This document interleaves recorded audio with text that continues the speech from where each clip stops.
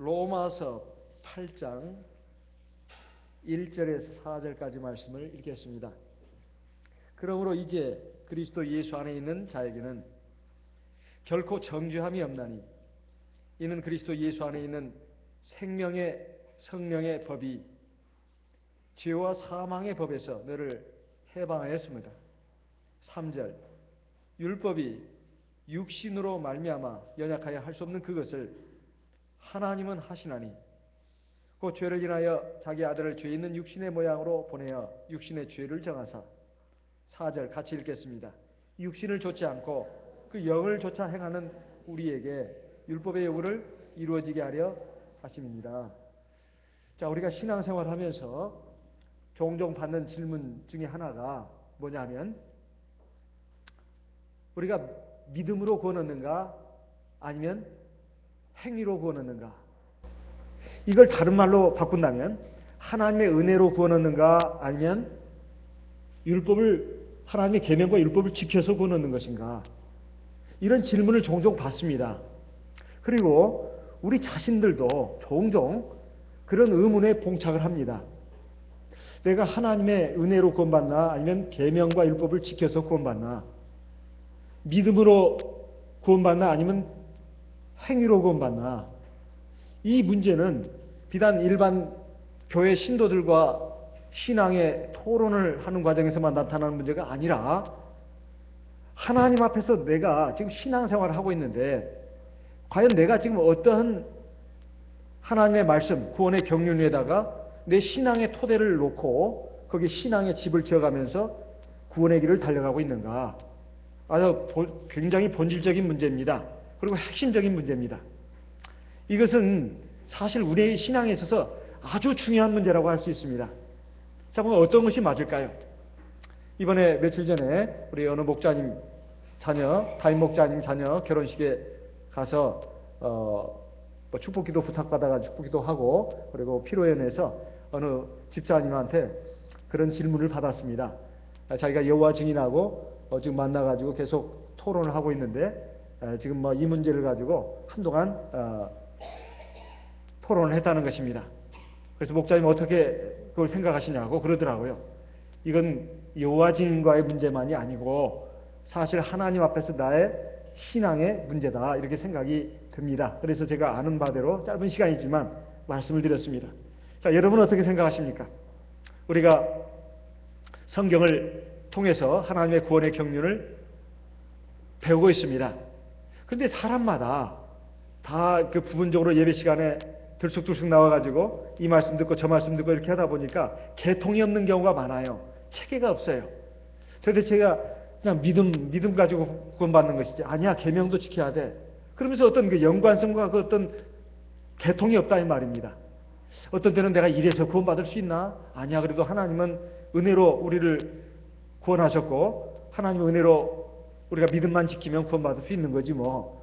그리고 계명은 우리가 안식일 계명이라든가 하나님 또 잘 섬기고 우상 숭배하지 않고 그리고 특별히 간음이라든가 또는 살인이라든가 이런 큰 죄만 안 지면 하나님 나라에 들어갈 수 있는 게 아닐까? 이렇게 저렇게 막 그냥 자기 나름대로 그냥 조합을 하고 꿰어 맞춰가지고 이렇게 자기 신앙의 어떤 토대를 쌓고 나가는 경우가 많습니다. 사실 이것은 굉장히 중요한 문제입니다. 거듭 말씀드리지만.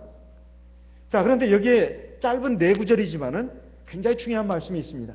먼저 구약 성경과 신약 성경은 사실 구원의 원리가 같다는 거, 이것을 우리가 꼭 염두에 둬야 되겠습니다. 자, 먼저 그러면 구약 성경에서부터 우리 인류 시조부터 잠깐 한번 살펴봅시다. 아담과 하와가 범죄하고 나서 어떻게 했죠? 무화과 나무 잎으로 옷을 만들어 가지고 자기 수치를 가렸습니다. 이건 자기 육신의 수치를 가리는 것뿐만 아니라 거기는 자기 죄를 가린다는 의미도 있다. 이게 우리는 배워왔습니다. 이것은 신교나 구교나 다 공통입니다. 인간은 자기의 노력으로, 자기의 행위로, 거기는 도덕도 들어가고 또는 선행도 들어갑니다. 절대 자기의 죄의 수치를 가릴 수 없다. 자기 인간의 노력으로, 선행으로 죄 문제를 해결할 수 없다는 거 다 알고 있습니다. 하나님은 그 무화과나무 잎으로 만든 옷을 벗기고 가죽옷을 지어 입혔다고 했습니다. 이게 뭐죠? 이게 뭡니까? 바로 주 하나님께서 직접 제사장이 돼가지고 짐승을 잡아서 옷을 만들어서 그 주 예수를 가린 걸 말합니다. 이것을 갈라디아 3장 21절에는 누구든지 주 예수 그리스도 합하여 세례를 받은 자는 주 예수 그리스도로 옷 입었느니라. 세례 받은 것이 옷을 입었다고 말하고 있습니다. 이건 죄 문제를 해결하는 걸 말한다 이 말이에요. 그러면 끝났냐 이 말이에요. 바로 창세기 4장으로 넘어가서 아담과 하와가 자식을 낳고 그리고 이제 인류 역사 계속 시작되는데 가인과 아벨을 낳았습니다. 가인과 아벨이 아담과 하와의 두 아들인데 그들이 일생을 살아가면서 얼마나 한 일이 많습니까? 그런데 딱 한 가지만 기록해 놨어요. 제사 드리는 문제. 그러니까 가인은 땅이 나는 소산물로 농작물로 제사를 드렸고 하나님 그 가인과 그 예물은 받지 않았다고 했습니다. 아벨은 양의 첫 새끼로 제사를 드렸는데 하나님께서 그 아벨과 그 예물을 받았다고 나와요. 딱 제사 문제가 나온다 이 말이에요. 이게 바로 굉장히 중요한 문제입니다. 사실 에덴 동산에서 하나님께서 아담과 하와를 내보내실 때 가죽옷을 지어 입혔다는 것은 바로 예수 그리스도로 상징되는 그 구원의 옷을 입혀주셨다는 말입니다. 그럼 그게 끝나냐 이 말이에요. 끝나는 게 아닙니다. 아무리 우리가 예수 믿고 세례를 받아도 죄를 짓는단 말입니다. 하나님 나라에 들어갈 때까지는. 그 죄 문제를 해결해야 되잖아요. 어떻게 해결해야 되겠습니까? 제사입니다. 그래서 반드시 속죄제사를 드려야 된다 이 말이에요. 그것이 쭉 하나님의 백성들이 쭉 역사가 이어지면서 출애굽기 레위기서로 갑니다. 그러면 하나님이 이스라엘 백성들에게 시내산에서 십계명과 율법을 줍니다. 하나님 경외하고 사랑하고 그리고 사람을 사랑하는 것이 십계명과 율법의 요체입니다. 그것만 있는 게 아니에요. 하나님을 경외하는 신앙 그리고 도덕률 이것이 다 들어있습니다. 그것만 있는 게 아니다 이 말이에요. 거기에는 의식에 관한 법이 있다 이 말입니다. 의식에 관한 법. 뭘까요? 첫째는 할례법. 누구든지 간에 하나님 앞에 하나님께 속한 백성이 되어야 합니다. 그게 뭐냐? 무조건 할례를 받아야 돼요. 그건 이스라엘 민족뿐만 아니라 이방인도 하나님 앞에 구원을 받으려면 반드시 할례를 받아야 합니다. 그래야 하나님께 속한 백성이 돼가지고 어디에 참여할 수 있다? 성전 제사에 참여할 수가 있어요. 성전 제사의 가장 중요한 특징이 뭐냐? 속죄제사입니다. 이미 하나님의 백성이 됐는데 무슨 속죄제사예요? 하나님의 백성이 되고 나서 속죄제사가 이루어졌다 이 말이에요. 그것은 첫째 십계명과 율법을 지켜 나가는데 지키는 것이 첫째입니다. 두 번째는 아무리 지킨다 한들 못 지키는 부분이 있잖아요. 구약의 백성들이나 신약의 백성들이나 공통점이 있어요. 첫째 인간이라는 거. 아무리 하나님께 속한 백성이 됐다 하더라도 믿음이 부족하고 연약하고 육신이 연약하기 때문에 죄를 칠 수밖에 없습니다. 믿음이 불완전하고 육신이 연약하다는 것은 필연적으로 죄와 연관되는 말이다 이 말이에요. 그러면 할례를 받았고 하나님의 율법을 받은 하나님의 선민이라 하더라도 죄를 안 짓냐 이 말이에요. 죄를 짓는다 이 말입니다. 그럼 선민의 의무는 두 가지입니다. 하나는 믿음으로 하나님의 말씀에 순종하는 것, 지키는 것. 그게 첫 번째고 지키지 못할 때 하나님은 무조건 죄가 있으면 안 만나줍니다. 아무리 하나님의 백성이라 하더라도 반드시 죄 속함을 받아야 된다. 그게 뭐냐? 제사입니다. 속죄제사. 그래서 처음에는 제단에서부터 시작했습니다. 그 다음에 이동식 성전, 그걸 성막이라고 하죠. 그리고 솔로몬 시대에 가서 성전이 됐습니다. 그 제단, 성막, 성전에서 하는 중요한 일은 속죄제사입니다. 그러면 하나님의 백성들은 무조건 제사만 드리면 되냐? 그게 아니에요. 우리가 오해해서는 안 됩니다. 믿음으로 하나님 말씀에 순종하는 것, 이게 항상 첫째입니다. 두 번째는 믿음으로 아무리 하나님 말씀을 순종한다 하더라도 순종하지 못하는 부분이 있다 이 말이에요. 믿음이 부족하고 육신이 연약하기 때문에 믿음이 불완전하고 육신이 연약하기 때문에 불순종으로 말미암아서 지어지는 죄가 있다 이 말이에요. 그것을 제사를 통해서 사함받는 것입니다. 이 두 개가 쌍두마차처럼 같이 갔는데 항상 앞바퀴는 믿음으로 하나님 말씀을 순종하는 것이고 그러면 하나님이 그걸 의롭게 여기시는 겁니다. 그러나 지키지 못하는 부분은 바로 이 속죄 제사를 통해서 했단 말이에요. 아무리 믿음의 조상 아브라함이라 하더라도 제사 다 드렸습니다. 구약의 하나님의 백성들은 믿음으로 하나님 말씀에 순종하는 것, 그리고 불순종으로 인해서 생기는 죄에 대해서는 제사를 통해서 그 사함받고, 그래서 100점이 되는 거예요. 항상 100점을 유지했어요. 시험 봐가지고 보니까 70점 나왔어요. 30점 틀렸어요. 30개나 틀렸습니다. 100문제가 나왔는데. 그러면 70점은 맞는 겁니다. 근데 30개를 틀린 것을 해결해야 된다 이 말이에요.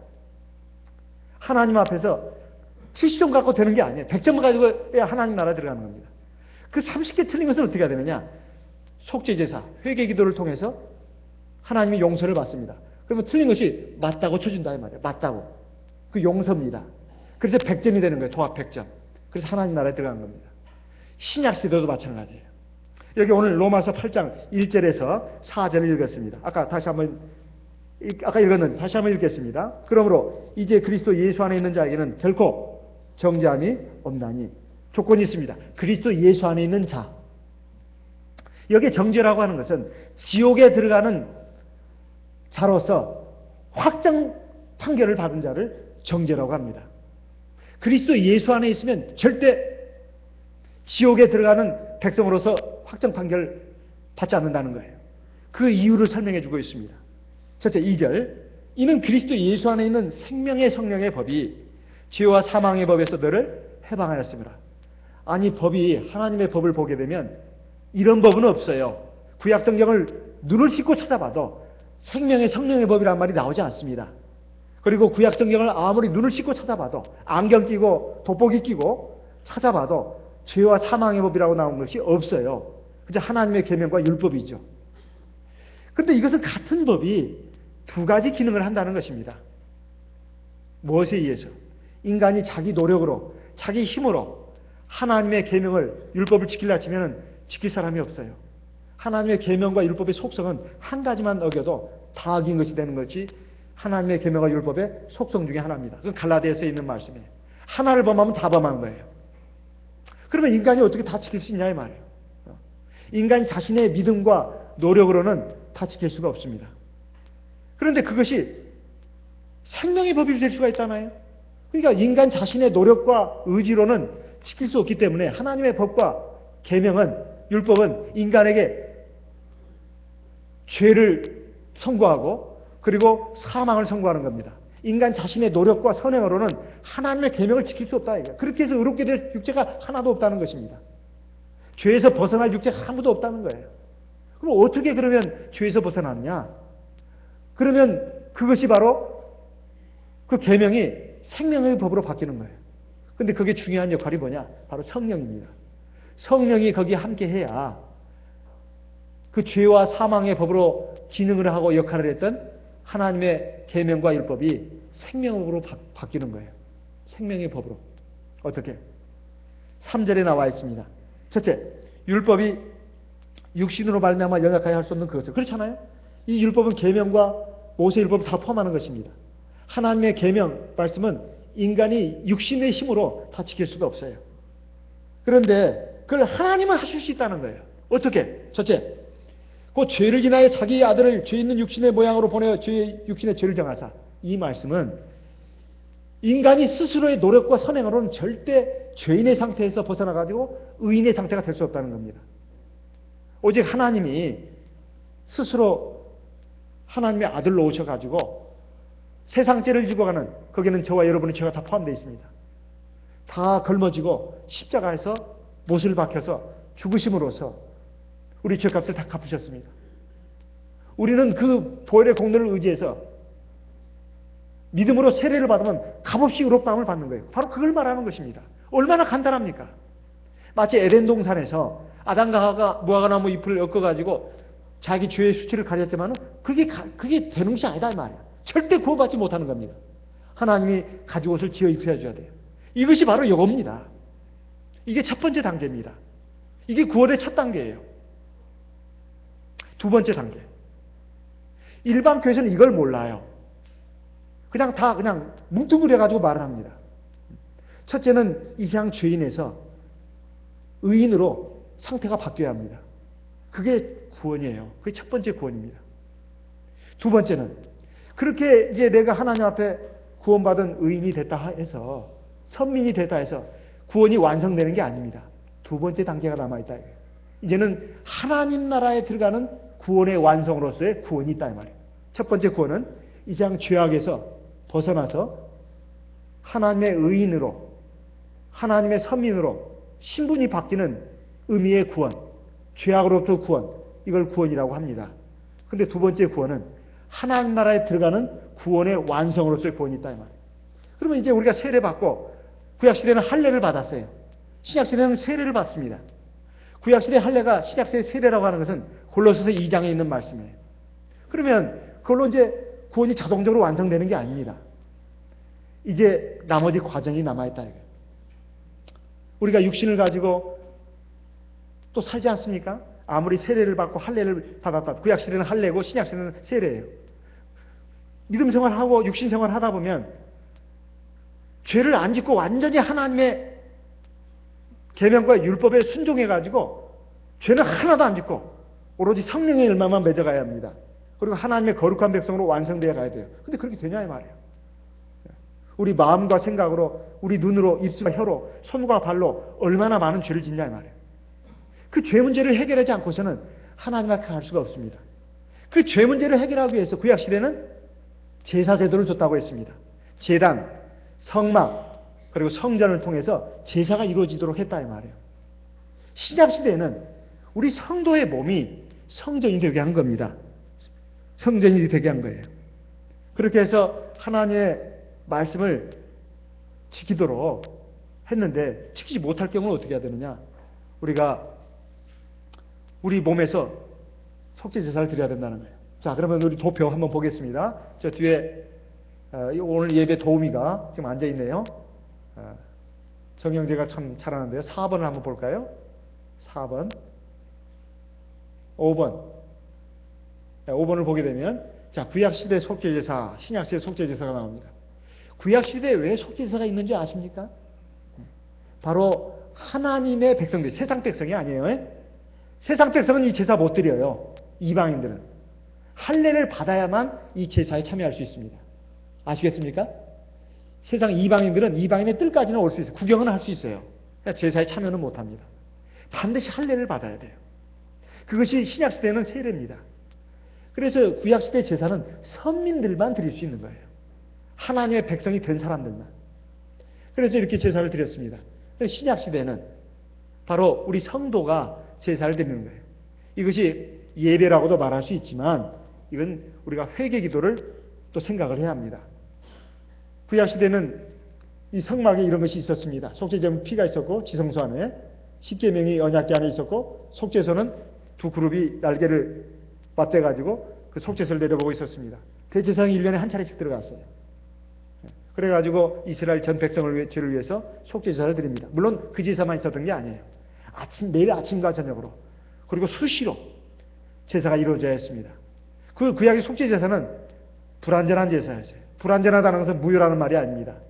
효과는 있지만 그 효력이 제한적이라는 거예요. 시간적인 면에서 그리고 제사의 그 내용 면에서 한계가 있었다는 거예요. 그래서 불완전하다고 합니다. 그러나 신약의 제사는 완전한 제사예요. 왜? 한 번에 다 드릴 수 있으니까. 세례 받을 때까지 지은 죄 다 용서받습니다. 그리고 세례 받고 나서 짓는 죄도 어떻습니까? 용서받을 수 있는 바탕을 마련해 준 거예요. 근데 일반 교회에서는 그렇게 말합니다. 예수 믿고 나면 예수 믿고 이전에 죄, 예수 믿고 나서 죄까지 다 한꺼번에 용서받는데요. 그게 아닙니다. 우리가 세례를 받으면 세례 받을 때까지 시점까지 지은 죄가 다 용서받습니다. 그리고 세례 받고 나서 짓는 죄는 용서받을 수 있는 바탕을 마련해 준 것이다 이 말이에요. 어떤 바탕이요? 우리 몸이 성전이 되거든요. 근데 성령은 선물로 주지 않습니까? 성령이 바로 대제사장이다 이 말이에요. 그래서 우리가 믿음으로 예수의 피를 의지해서 세례 받을 때 받은 그 물이 바로 예수의 피입니다. 그 예수의 피를 의지해서 성령을 대제사장으로 삼아가지고 회개기도하면 우리 하나님께서 우리 죄를 용서하신다 이 말이에요. 그게 어디에 있느냐? 그게 어디냐? 히브리서도 있고 그리고 로마서 8장 4절에도 있고 그리고 요한 1서에도 있습니다. 먼저 로마서 8장 34절 말씀을 보겠습니다. 로마서 8장 34절 보기 전에 로마서 4장을 먼저 보겠습니다. 육신을 좇지 않고 그 영을 좇아 행하는 우리에게 율법의 요구를 이루어지게 하려 하십니다. 이게 굉장히 핵심입니다. 첫째는 하나님이 우리 죄 때문에 자기 아들을 죄 있는 육신의 모양에 보내어 육신의 죄를 정하사, 이 말은 십자가에서 죽게 하셨다는 말입니다. 우리의 죄값을 다 갚으셨다는 말이고, 두 번째 4절에 육신을 좇지 않고 그 영을 좇아 행하는 우리에게 율법의 요구를 이루어지게 하려 하십니다. 두 번째 단계는 뭐냐면 이제 우리가 성령을 받습니다. 예수 믿고 세례를 받으면 성령을 선물로 받는다 이 말이에요. 그러면 이제 성령을 받으면 그 성령을 받아가지고 가만히 있으라 그 말이 아니에요. 우리 초창기의 믿음 상태를 보게 되면 예수 믿고 세례 성령 받으면 하늘나라 간다. 여기까지만 배웠습니다. 그건 전반기 단계를 배운 거예요. 후반기, 전반기만 있는 게 아니라 후반기가 있습니다. 후반기 과정이 있다 이 말이에요. 성령을 받으면 나 성령 받았네 에헴 그러고 하늘나라 자동으로 가다. 그게 아니라 성령을 받으면 성령을 의지해서 첫째 하나님 말씀에 순종해야 합니다. 하나님 말씀에 순종해야 돼요. 두 번째 하나님 말씀에 순종하지 못한 부분에 대해서는 성령을 의지해서 회개 기도해야 된다 이 말이에요. 자, 도표 한번 보겠습니다. 도표 6번을 한번 보겠습니다. 도표 6번. 자, 순종과 속죄 제사로 완성되는 하나님의 의 이랬습니다. 자, 먼저 여기 그림들이 있습니다. 먼저 맨 왼쪽에 지금 3개가 있고 오른쪽에서 3개가 있습니다. 왼쪽에 보시면 맨 밑에 3번을 한번 볼까요? 이 사람은 굉장히 믿음이 좋은 사람이에요. 믿음으로 성령을 의지해서 순종하면 그게 의가 되는 겁니다. 하나님 앞에 의가 되는 거예요. 근데 불순종하면 그게 죄가 되는 거예요. 그럼 어떻게 해야 됩니까? 아무리 믿음이 좋아도 완전할 수는 없습니다. 아무리 믿음이 좋아도 하나님 말씀에 다 순종한 사람은 없어요. 죽을 때까지. 그러니까 믿음으로 순종하는 그것이 항상 있어야 되지만 내가 육신이 약하고 믿음이 불완전하기 때문에 짓는 죄가 있다는 것을 반드시 그것을 시인해야 합니다. 시인해야 돼요. 인정해야 된다 이 말이에요. 어떻게 해야 됩니까? 바로 죄인의 회개 기도가 있어야 되는데 성령이 중보 기도를 해주십니다. 우리가 믿음으로 성령을 의지해서 회개 기도하면 성령이 내 안에서 대제사장으로서 기도해 줍니다. 그래서 하나님 보좌 우편에 계신 예수 그리스도를 말하는 것이기도 해요. 이건 하늘의 성전입니다. 이 지상의 성전이 아니라 하늘의 성전이에요. 내 심령 안에 주 예수의 성령이 계셔서 나를 위해서 중보 기도를 해주지만은 내 죄를 위해서 그것은 바로 하나님 보좌 우편에서 바로 하나님께 향해서 우리 죄를 변호하면서 대제사장으로서 제사를 드려주는 거고 같다 이 말이에요. 그러면 하나님이 용서하십니다. 그러면 그것이 용서하시면 의가 되는 거예요. 자, 오른쪽 밑에 3번. 그렇게 해서 100점이 되는 거다 이 말이에요. 그래서 하나님 나라 가는 겁니다. 그런데 3번은 굉장히 믿음이 상당히 높은 단계의 사람입니다. 대부분은 1번 아니면 2번일지도 몰라요. 1번은 보십시오. 순종하는 것이 굉장히 적지요. 불순종하는 것이 굉장히 많습니다. 죄가 엄청 많은 사람. 이런 사람은 회개 기도를 엄청 많이 해야 합니다. 그러나 1번이나 2번이나 3번이나 다 공통입니다. 하나님 말씀에 순종하는 것이 첫째. 그리고 하나님 말씀에 순종하지 못해서 죄를 지은 것에 대해서는 회개 기도해야 합니다. 도표 3번을 보겠습니다. 도표 3번. 자, 구원의 완성 방법을 보시게 되면 구원의 시작이 있습니다. 0. 여기 구원의 시작은 예수 믿고 세례받는 것. 이게 구원의 시작이에요. 이제 하나님의 백성이 되는 거니까. 구약 시대로 말하면 할례 받는 겁니다. 하나님을 유일하신 참 하나님으로 믿고 할례를 받으면 하나님께 속한 백성이 됩니다. 그러니까 그걸로 되는 게 아니다 이 말이에요. 이제 구원의 중간 과정이 있다 이 말입니다. 그것은 바로 내가 믿음을 가지고 하나님의 성령을 의지하고 순종해서 후에 하나님 말씀에 순종하는 것이 앞바뀝니다. 그렇지만 우리가 다 하나님 말씀에 순종할 수 있는 건 아니에요. 그가 하나님이 아닌 이상, 천사가 아닌 이상 반드시 불순종하는 부분이 있다 이 말입니다. 내가 믿음을 가지고 하나님의 성령을 의지해서 회개 기도를 하는 것이 뒷바퀴가 돼야 합니다. 그러면 나도 모르는 사이에 점점 완성이 돼간다 이거예요. 그래서 천국에 가는 것입니다. 이것이 구원의 경륜입니다. 이것이 구원의 경륜이에요. 자, 그럼 성경을 가지고 우리 한번 찾아봐야 되겠죠? 디도서 3장 5절을 보겠습니다. 디도서 3장 5절 4절부터 읽겠습니다. 디도서 3장 4절 5절 같이 읽겠습니다. 디도서 3장 4절부터 읽겠습니다. 디도서 3장 4절 우리 구주 하나님의 자비와 사람 사랑하심을 나타내실 때에 5절 우리를 구원하시되 우리의 행한 바 의로운 행위로 말미암지 아니하고 오직 그의 긍휼하심을 조차 중생의 씻음과 성령의 새롭게 하심으로 하셨나니. 자, 우리를 어떻게 하셨다고요? 우리를 구원하셨다고 했죠. 우리를 구원하셨다고 되어 있어요. 우리를 구원하셨는데 하나님의 사랑과 자비로 말미암아 구원하신 것이고 우리의 행위로 말미암아 구원하신 것이 아닌다고 되어 있어요. 우리 의로운 행위로 구원하신 것이 아니고 오직 하나님의 사랑과 자비로 그리고 오직 그의 긍휼하심을 조차 뭐라고 했어요? 그 다음에 중생의 뭐요? 중생의 씻음과 중생이 뭐예요? 중생이 거듭남이죠. 거듭남의 씻음이 뭐죠? 거듭남의 씻음이 물세례.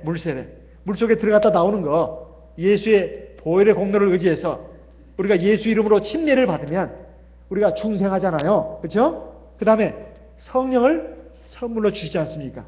이렇게 해서 우리를 구원하셨다는 거예요. 그렇죠? 이렇게 구원하셨다는 거예요. 이것이 바로 하나님의 은혜고 하나님의 사랑과 자비라는 거예요. 그럼 우리 구원 다 받은 거네요? 이것은 죄악으로부터 구원받았다는 뜻입니다. 그 근거가 어디 있을까요? 빌립보서 또 구원이 또 남아있다 이 말이에요. 빌립보서 2장을 보겠습니다. 빌립보서 2장 12절 빌립보서 2장 12절 같이 읽어보겠습니다.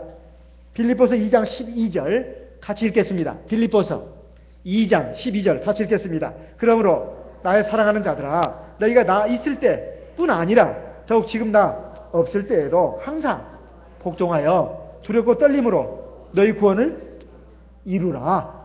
우리 구원 받았는데 뭔 또 구원을 이루란 말인가? 이게 말이 되는 소리요? 일반 교회 입장에서 본다면 말이 안 되는 소리입니다. 우리 나 구원 받았네, 너 구원 받았네, 우리 모두 구원 받았네. 할렐루야, 찬송하세. 이 박자 무시하고 제가 부른 일반 교회 찬송입니다. 나 구원 받았네, 너 구원 받았네, 우리 모두 구원 받았네. 할렐루야. 이것이 일반 교회 그 찬송 중에 나오는 것인데요. 그 구원이라고 하는 것은 죄악으로부터 구원받은 걸 말합니다.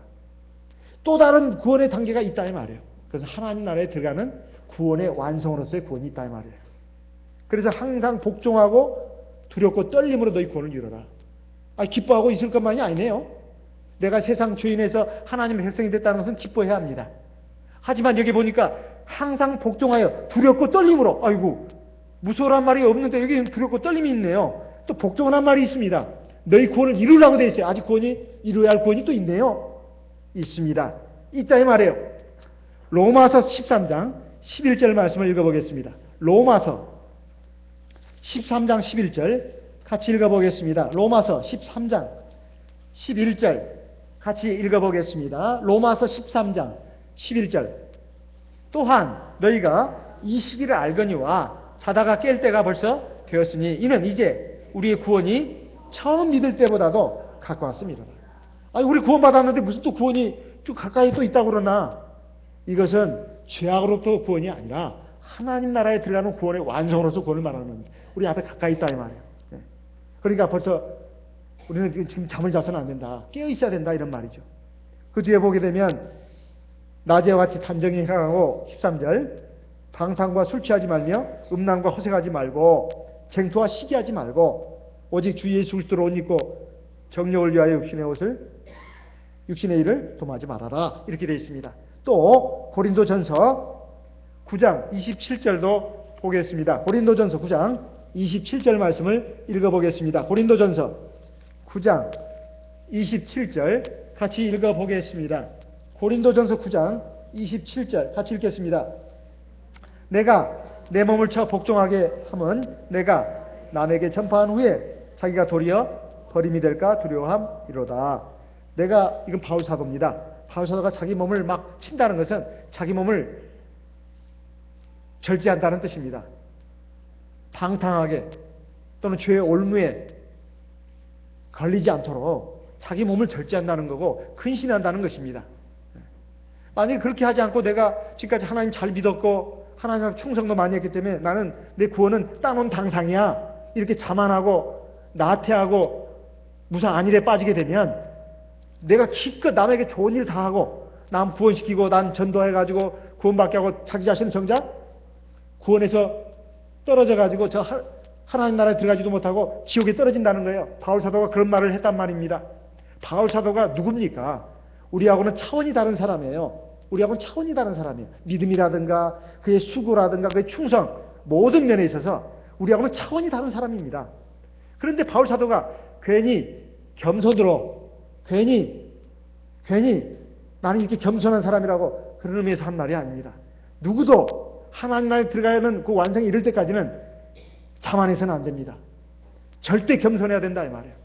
그러니까 자기 구원이 아직 이루어지지 않았다는 것입니다. 구원이 지금 남아있다는 거예요. 그래서 항상 복종하여 두렵고 떨림으로 너희 구원을 이루라. 이것은 성도들에게만 주신 말씀이 아니라 자기 자신에게도 하는 말이다, 이런 말입니다. 고린도 베드로 사도는 어떻게 말했는지 예수의 수제도 한번 보도록 하겠습니다. 베드로전서 2장을 보겠습니다. 베드로전서 2장. 베드로전서 2장 1절 2절 같이 읽겠습니다.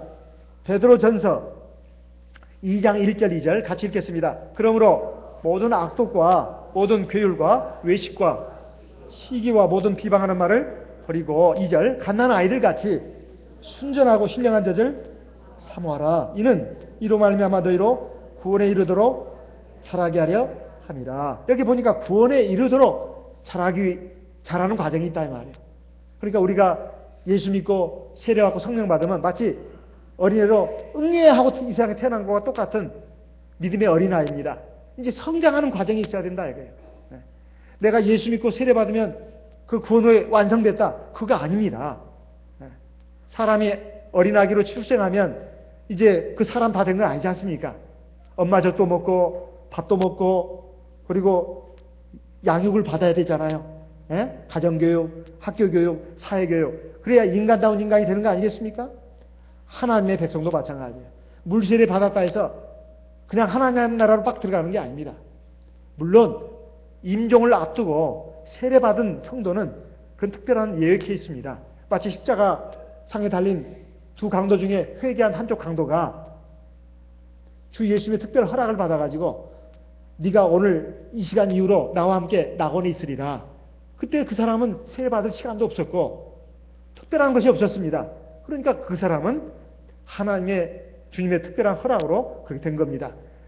오늘날도 마찬가지입니다. 임종 직전에 환자가 하나님 앞에 나와서 주 예수를 구주로 받아들이고 그리고 믿고 세례를 받으면 하나님이 성령을 또 선물로 줘가지고 바로 하나님 나라로 데려가십니다. 이것은 시간적인 여유가 없기 때문에 그렇게 하는 것입니다. 이건 특별 예외 케이스예요. 보통 사람은 그게 아닙니다.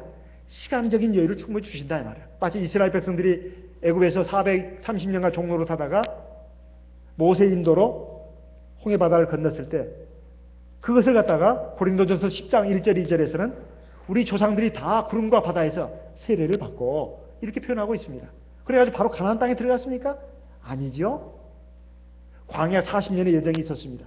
낮에는 구름 기둥으로 밤에는 불 기둥으로 인도를 받으면서 연단을 받았다 이 말이에요. 훈련을 받았습니다. 하나님의 백성다운 백성으로 하나님의 자녀다운 자녀로 성장하도록 훈련을 받은 다음에야 하나님의 약속한 땅 가나안에 들어가게 된 것입니다. 오늘 저와 여러분도 마찬가지입니다. 예수 믿고 세례 성령 받았다 해서 바로 즉시 하나님 나라에 들어가는 것이 아니라 이스라엘 백성들이 광야길을 걸었던 것처럼 저와 여러분도 지금 인생의 광야길을 걸으면서 연단받고 훈련을 받아가지고 하나님의 백성다운 백성으로 다듬어지고 완성이 돼야 되는 겁니다. 근데 이런 당연한 것을 갖다가 우리는 깜빡깜빡 잊을 때가 많습니다. 그리고 무시할 때가 많아요. 그저 내가 세례받고 성령 받았으니까 됐지. 내가 믿음 생활하면 됐지. 그러나 오늘 오전에도 말씀드렸고 지난 안식일에도 말씀드렸고 밤 예배도 나왔습니다. 알곡 백성이 되지 않으면 절대 하나님 나라에 못 들어간다고. 쭉정이가 돼가지고서는 절대 못 들어간다고 말씀드렸습니다. 이건 상식적으로 생각해도 알 수 있습니다. 예수 믿고 세례받고 성령 받았는데 사람이 참 못되고 교만하고 거짓도 많이 하고 완전히 사람이 음탕하고 그리고 사람이 세상 욕심 버리지 않고 아주 그냥 세상 사람과 별 차이가 없어요. 그런데 그 하나님 나라에 들어간다고 하는 것이 말이 되겠습니까? 하나님 나라가 그런 나라냐 이 말이에요. 그런 나라가 아닙니다. 그런데 그것이 우리 힘으로 되는 것도 아닙니다. 바로 성령. 그래서 우리에게 성령을 주신 거예요. 혹자는 말합니다. 우리가 알아들 수 없는 이 방언 기도를 왜 하느냐 이렇게 말합니다. 우리가 성령 받으면 그냥 도장만 찍어주는 것일까요? 우리가 성령 받은 증거가 뭡니까? 오순절의 날에도 그랬고 그 뒤에 사도교회 당시에도 그렇고 성령 받은 것은 방언 기도하는 걸 가지고 성령 받은 증거로 삼았습니다. 그렇다면 여기서 핵심이 성령은 곧 방언 기도입니다. 성령은 곧 방언 기도예요. 방언 기도를 왜 하게 했냐 말이에요. 이게 굉장히 중요한 그 의미가 들어 있습니다. 고린도전서 14장 2절 말씀을 보겠습니다. 고린도전서 14장 2절 같이 읽어보겠습니다. 고린도전서 14장 2절 같이 읽어보겠습니다. 고린도전서 14장 2절 말씀 같이 읽겠습니다. 방언을 말하는 자는 사람에게 하지 아니하고 하나님께 하나니 이는 알아듣는 자 같고 그 영으로 비밀을 말합니다. 자, 방언 기도는 사람에게 하는 거예요? 아니면 하나님께 하는 거예요? 하나님께 하는 겁니다. 그렇죠? 이 알아듣는 사람이 있습니까? 없습니까? 있어요? 없어요? 없어요. 다른 사람 못 알아듣습니다. 그렇죠? 본인은 알아듣습니까? 본인도 못 알아들어요. 본인도 못 알아듣고 남도 못 알아듣는 이 방언 기도를 왜 해야 되느냐 이 말이에요.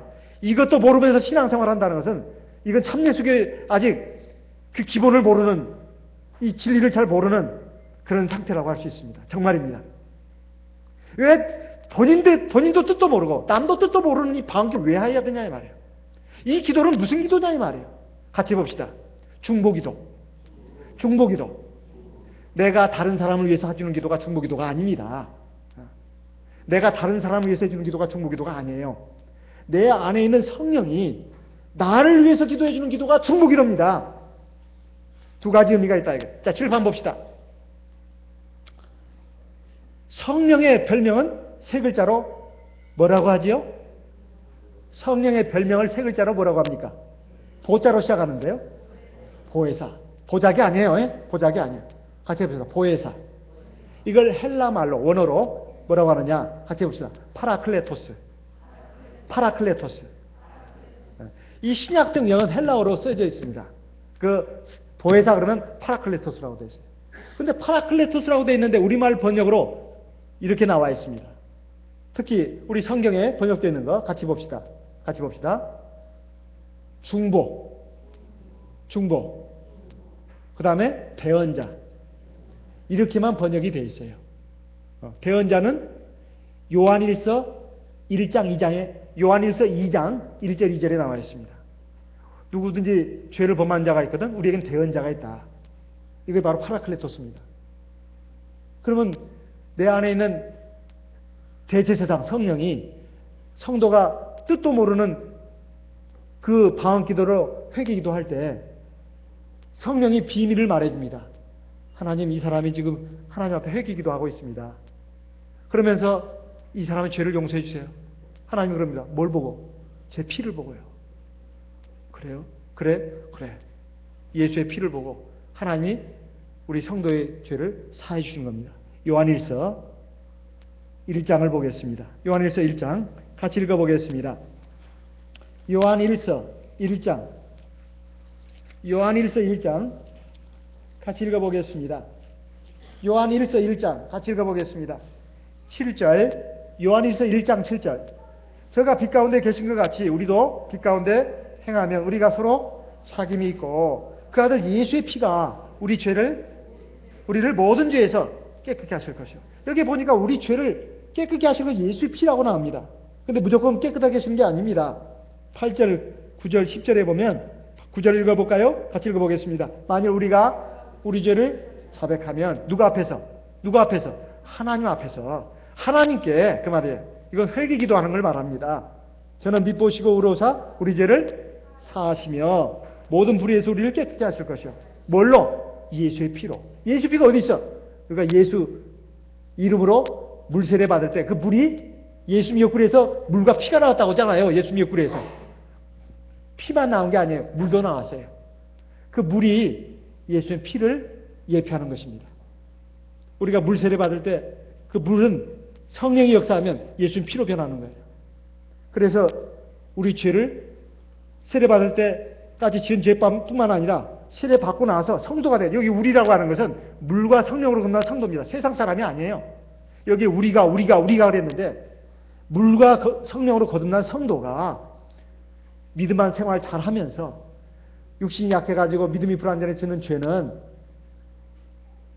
하나님 앞에서 성령을 의지해서 회개기도 하면 예수의 피가 우리 죄를 사하신다고 되어 있어요. 그 성령이 우리 죄를 사하신다는 게 어디가 있습니까? 요한일서 2장을 보겠습니다. 요한일서 2장. 나의 자녀들아 내가 이것을 너희에게 쓰면 너희로 죄를 범치 않게 하려 함이라. 같이 읽겠습니다. 만일 누가 죄를 범하면 아버지 앞에서 우리에게 대언자가 있으니, 이게 보혜사예요. 보혜사. 원어 성경에는 이게 보혜사로 되어 있습니다. 파라클레토스.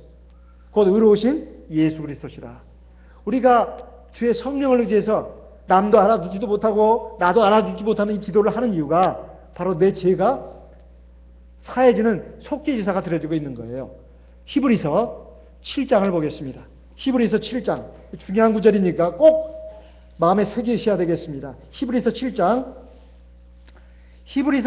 24절, 25절 같이 읽겠습니다. 히브리서 7장 24절, 25절 같이 읽겠습니다. 히브리서 7장 24절. 예수는 영원히 계심으로 그 제사 직분도 갈리지 아니하나니. 25절. 그러므로 자기를 힘입어 하나님께 나아가는 자들을 온전히 구원하실 수 있으니 이는 그가 항상 살아서 자기를 위하여 간구하십니다. 여기에 24절과 25절은 붙어있는 구절이에요. 예수 직분, 제사 직분이 안 바뀐다네요. 이건 대제사장을 말하는 거예요. 우리가 하나님 나라에 들어갈 때까지, 우리 육신의 생명이 끝나는 날까지 우리 주 예수님이 우리에게 대제사장으로서 역사하십니다. 그런데 여기 보니까 자기를 힘입어 하나님께 나가는 자들로 되어 있습니다. 이거 성도들을 말하는 거예요. 구약시대 성도들도 바로 이 성전에서, 성막에서 제사를 드렸습니다. 드려지는 어린 양은 바로 예수님을 상징하는 거예요. 예수의 보혈을 힘입어서 하나님께 나가는 자들을, 또 예수님을 대제사장으로 삼아서 나가는 자들을 온전히 구원하실 수 있으니 그가 항상 살아서 죄를 위하여 간구하십니다. 뭘 위해서 간구하신다고요? 죄를 위해서, 속죄제사를 위해서. 바로 예수님이 하나님의 백성들을 구원하신다는 건 죄로부터 구원하신다는 거예요. 그래서 로마서 8장에 가서 이렇게 말씀하고 있습니다. 같이 읽어보겠습니다. 로마서 8장 34절. 로마서 8장 34절 같이 읽어보겠습니다. 로마서 8장 34절. 로마서 8장 34절 같이 읽겠습니다. 누가 정죄하리요? 죽으실 뿐 아니라 다시 살아나신 이는 그리스도 예수시니 그는 하나님 우편에 계신 자요 우리를 위하여 간구하시니. 하나님 우편에 계시고 우리를 위해서 간구하는데 뭘 위해서 하나님 우편에 계시고 우리를 위해서 간구하신단 말이냐. 이거 그냥 성경 읽을 때 졸면서 아무 생각도 없이 읽으면 안 됩니다. 누가 우리를 정죄하리요? 죄와 관련돼서 하는 말입니다. 우리의 변호사로서 하나님 보좌 우편에서 속죄제사를 드려야 된다. 재판장에 가면 맨 정중앙에 법관이 있습니다. 재판장이 있어요. 그리고 오른편에는 변호사가 있어요. 왼편에는 검사가 있습니다. 그리고 재판장 맞은편에 피의자 내지는 죄인이 앉아 있어요. 이게 재판적인 구조입니다. 재판장, 법관, 오른편에 변호사가 있어요. 하나님의 법정도 똑같아요. 똑같습니다. 정중앙에 하나님이 계시고 그리고 그 오른편에 바로 주 예수님이 대제사장으로서 앉아 계시는 거예요. 자, 보혜사의 뜻이 뭐라고요? 같이 봅시다. 변호자, 변호사란 뜻이에요. 변호사. 그 밑에 보면 중보자, 중재자, 대언자 다 같은 뜻입니다. 다 같은 뜻이에요. 예수님이 우리에게 성령으로 우리의 죄를 위해서 대제사장으로서, 중보자로서, 중재자로서 대언자로서 계신다는 것입니다. 얼마나 감사하냐. 그렇지만 그것만 가지고 되는 건 아니다. 우리가 육신이 연약하고 믿음이 불완전하기 때문에 우리 힘으로는 하나님 말씀에 다 순종을 못해요. 그러니까 우리에게 같이 해봅시다. 조력자, 그 밑에 협조자 같은 말이에요. 우리 힘이 약하다 이 말이에요. 로마서 8장 26절을 읽어보겠습니다. 같이 읽어보겠습니다. 로마서 8장 26절 같이 읽겠습니다. 이와 같이 성령도 우리 연약함을 도우시나니 우리가 마땅히 빌 바를 알지 못하나 오직 성령이 말할 수 없는 탄식으로 우리를 위하여 친히 간 것입니다. 우리 연약함을 도와주신다네요. 근데 성령만 받으면 무조건 도와주는 게 아니에요. 이거 꼭 빠뜨려서는 안 됩니다. 성령이 변호사든 아니면 조력자든 우리를 도와주시는 것은 꼭 성령의 기도를 통해서, 방언 기도를 통해서 도와주십니다. 같이 해봅시다. 성령은 보혜사로서 우리 연약함을 도우시고, 성령은 보혜사로서 우리 죄를 위해서 대신 기도해 주십니다. 그러나 그것은 반드시 성령을 의지한 방언 기도를 통해서 이루어지는 하나님의 역사입니다. 이것이 바로 하나님의 은혜예요. 우리가 무슨 선한 행실을 통해 가지고 하는 게 아니에요. 믿음이 반드시 있어야 합니다. 다시 구원론 도표 3번을 보겠습니다. 구원론 도표 3번. 자, 보세요. 구원론 도표 3번. 여기 보시면 우리 구원의 시작은 반드시 예수 믿음으로 물세를 받고 성령 세례를 받아야 합니다. 하지만 그 중간 과정이 굉장히 또 중요하다 이 말이에요. 우리가 내가 성령을 의지해서 하나님 말씀에 순종하는 거 앞바퀴, 그 다음에 내가 믿음을 가지고 성령을 의지해서 회개 기도하는 거 이 뒷바퀴, 이게 같이 있어야 점점점 내가 완성을 향해서 나가는 것입니다. 한번 우리가 상식적으로 생각해 보세요. 내가 믿음을 가지고 그냥 있으면 되는 겁니까? 아니잖아요. 내 믿음도 불완전한 것입니다. 그래서 나를 도와주기 위해서 성령을 주신 거예요. 성령, 보혜사를. 보혜사는 중보자, 중재자, 그리고 조력자, 이런 뜻이 있다고 했습니다. 나를 도와준다 이 말이에요. 내 죄 문제도 해결할 수 있도록 도와주고, 내가 하나님 말씀에 순종해서 성령의 열매를 맺도록 도와주신 겁니다. 그래서 우리 성도들이 예수 믿고 세례받고 성령 받았는데 왜 이 모양이냐, 그리고 하나도 변화가 안 돼. 입은 그렇게 삐뚤어진 대로 삐뚤어지고, 입은 늘 거칩니다. 마음과 생각은 늘 모질고, 남 미워하고 시기 질투하고, 그리고 비방하고, 그리고 막 마음속에 음란과 탐욕과 세상에 헛된 걸로 가득 차 있는 그 상태로 계속 있는 성도들이 굉장히 많아요. 그렇지 않은 성도들도 많지만은 이 상태로 가지고는 하나님을 못 갑니다. 못 가요. 내가 세례받고 성령을 받은 이유, 하나님이 성령을 주신 이유를 알아야 됩니다. 그냥 성령으로 도장만 찍어주기 위해서 그런 게 아니에요. 도장 찍은 것이 물론 제일 중요하죠. 그냥 도장만 찍어주기 위해서 그게 아니에요. 그럼 왜 방언기도를 왜 하게 했습니까? 남도 모르고 나도 모르는 뜻도 모르는 기도를. 이건 바로 성령의 도우심을 받도록 하기 위해서입니다. 내 연약함을 도와서 내가 하나님 말씀에 순종하도록, 또 나의 죄 문제를 해결하도록 대제사장으로서 주신 것이다 이 말이에요. 이것이 구원의 경륜입니다. 그래서 구약시대나 신약시대나 구원의 원리는 똑같아요. 하지만 이걸 전체적으로 본다면 같이 해봅시다. 하나님의 은혜입니다. 같이 해봅시다. 하나님의 은혜. 믿음으로 하나님의 은혜로 구원받는 거예요. 이 전체적으로 말하면 그런 것입니다. 우리가 성령을 받아서 우리가 하나님 말씀에 순종하는 것도 참 하나님의 은혜 아닙니까? 내 힘으로 어떻게 하나님 말씀 다 지킬 수 있어요? 어렵습니다. 내 힘으로 제 문제 해결할 수 있어요? 어렵습니다. 이번에 추인호 작가가 세상을 떠났을 때 이렇게 막 영정사진도 나오고 그 예배드리는 광경이 나옵니다. 천주교 신자예요. 여기 보니까 장례 미사 후에 고별식이 있었다네요. 시신을 교회 밖으로 운구하기 전에 고인의 죄를 구하고 사함을 받는 예식이 있었답니다. 천주교는요, 죽기 전에 세종례를 또 합니다. 지금까지 그 세례받고 나서 지은 죄를 세종례를 통해서 사함받는다는 거예요. 그리고 신부님한테 또 고해성사도 합니다. 이것이 구약시대에 그것을 갖다가 거의 이렇게 모방한 것입니다. 이건 아닙니다. 그리고 천주교의 신부가 바로 구약시대 대제사장이라는 거예요. 중보기도가 거기서 나왔어요. 중보기도는 마리아, 신부, 그리고 신부 가운데서 또는 누구요? 유명한 수녀. 그래가지고 성인으로, 죽으면 성인으로 칭함받는 사람들이 하늘나라 가서 중보기도 해준대요. 그래서 중보기도라는 말이 천주교에서 나온 용어예요. 근데 이것이 일반교회 일부 목사가 쓰기 시작했습니다. 일반교회에서 또 난리가 났어요. 일반교회 보수적인 교단에서는 말도 안 된다. 이 천주교에서 잘못 쓰고 있는 이 중보기도를 왜 쓰느냐. 구약시대에는 하나님의 백성이 하나님과 직통할 수가 없었습니다. 반드시 대제사장을 통해야 했어요. 신약시대에 와서는 하나님의 백성이 하나님과 직통하게 되어 있어요. 누구를 통해서? 성령을 통해서. 성령이 성도를 위해서 해주는 기도가 중보기도입니다. 그러나 구약시대는 대제사장이 성도를 위해서 해주는 기도가 중보기도예요. 그런데 오늘날 일부 천주교에서는 바로 구약시대 대제사장이 지금 우리 신부들이라는 거예요. 그리고 마리아라는 겁니다. 일반교에서는 이것을 잘 모르고 일부 목사가 쓰기 시작했습니다. 우리가 누구를 위해서 기도해 주는 기도도 중보기도다. 아니에요. 중보기도는 성령이 그 성도를 위해서 해주는 기도가 중보기도입니다.